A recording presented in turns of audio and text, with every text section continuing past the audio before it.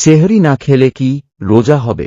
জানেন কি, সেহরি অত্যন্ত বরকতময় খাবার এবং সেহরি খাওয়া সুন্নত। কিন্তু কেউ যদি সেহরি না খেয়ে রোজা রাখে তাহলে কি তার রোজা আদায় হবে?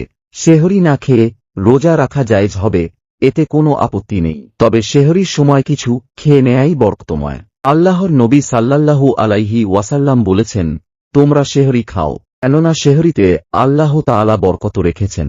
বুখারী হাদিস 1923। সেহরি খাওয়ার অনেক ফজিলত হাদিস শরীফে বর্ণিত হয়েছে। রাসূল সাল্লাল্লাহু আলাইহি ওয়াসাল্লাম বলেছেন, আহলে কিতাব তথা ইহুদি খ্রিস্টান আর মুসলমানদের রোজার মধ্যে শুধু সেহরি খাওয়াই পার্থক্য, অর্থাৎ তারা সেহরি খায় না আর আমরা সেহরি খাই। মুসলিম হাদিস 1843, তিরমিজি হাদিস 642। এটা একটি ইসলামিক চ্যানেল, এখানে ইসলামিক ভিডিও পাবেন। ইসলামিক ভিডিও পেতে সাবস্ক্রাইব করুন। ধন্যবাদ আপনাকে উৎসাহ